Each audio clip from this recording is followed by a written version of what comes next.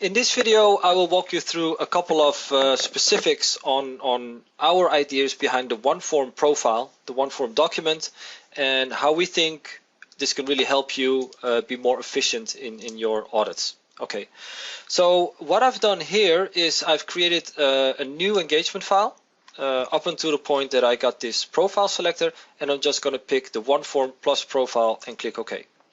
So the next step will be similar to the other video where I did the core profile, that I will get an optimizer checklist, but you might already notice right now that the optimizer checklist is a lot smaller because we've already picked the OneForm profile, so there's not that many additional documents here. So I'm just going to go through quickly, say okay, delete some documents. Let's skip the procedures for now. I'm okay with that.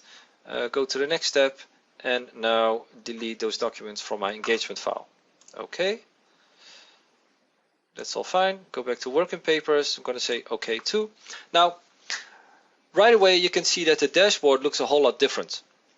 Reason for that is that many of these documents that are individual documents here now are all the same topics, the same areas are all bundled in this OneForm document. So that really raises the question how relevant the dashboard is if you're doing a OneForm. I would probably say I would go back and use the document manager.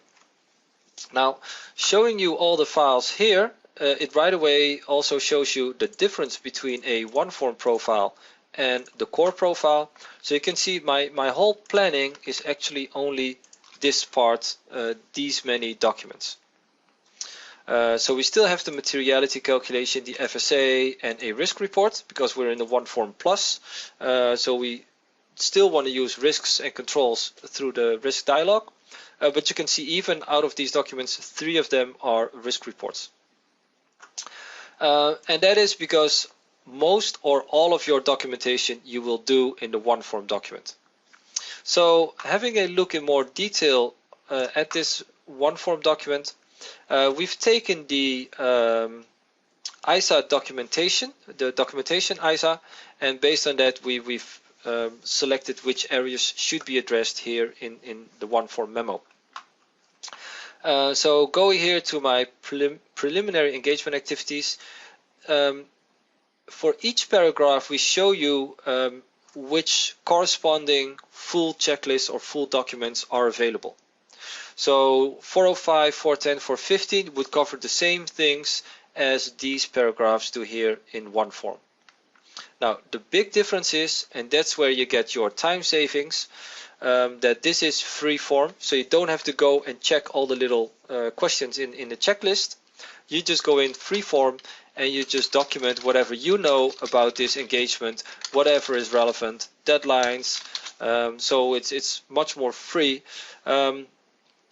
The ideal user for OneForm is an experienced accountant that knows the standards, knows what to document here, and therefore can be more efficient than someone who has to go through the checklists.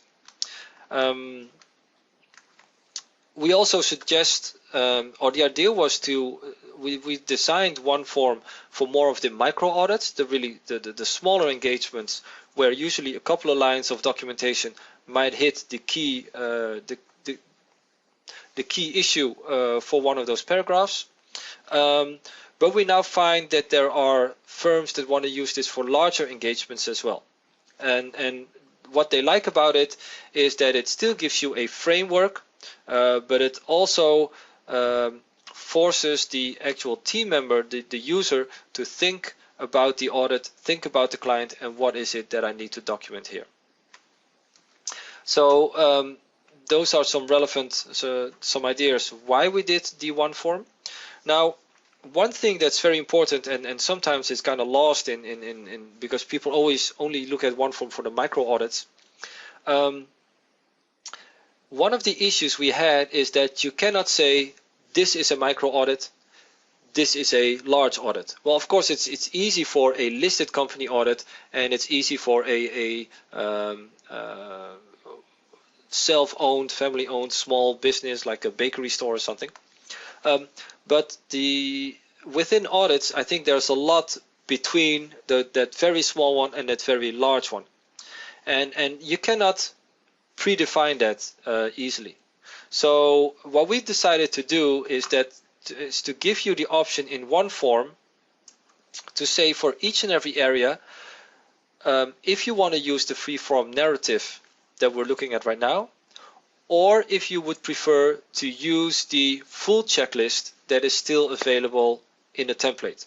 So in this example here, I'm going to say, no, instead of this, I want to use document 410, my existing engagement continuance checklist. Then you can see just by ticking that little checkbox, my input cells, my input areas are gone, and instead I get this see document 410, and I only have the conclusion here. So now the OneForm memo more or less becomes a summary. What I need to do in working papers is now go into my engagement or document library. Here we go, sorry, document, and then here from library. And I now open up the full template as the document library. And I'm going to say, okay, I wanted to use document 410, that's in my client acceptance. I'm picking up document 410 and just dragging and dropping that into my engagement file. Okay, now going back to the OneForm, I can just use any of these references to say, okay, this area is actually dealt with in 410. Sorry, wrong there. It will create a reference, and then the OneForm becomes more of a summary. I can click this reference, and that would take me to the full checklist that I can then complete and have all my details here and still get the guidance from the full checklist. So to us that's really important, because you cannot say if it's a small or a large audit. Well, the extremes are easy, but in the middle it really depends on the specifics of that engagement. If there's a high risk area here, if you have a going concern area, then the memo itself might not be enough, and you can still drag and drop in new documents from the document library, reference to it, and then take advantage of the full form and all the guidance that's in it, because that's still available in your template. On a similar note, if you already have ideas about because you know your clients, you can also use, let's say, the OneForm as the basis, create a new profile, and then already predefine some areas for which you say at a firm level, for these areas we always want our team members, our staff, to use the full form. That's one of the reasons why I use this new engagement or engagement acceptance. That's usually an area where people say, well, dealing with all the independency and everything, we'd rather have the full checklist instead of the free-form narrative, and then more towards the risk assessment, the understanding the entity. That's where the free-form really is a lot easier, a lot more pleasant to work with than the full document. So that is where we use OneForm.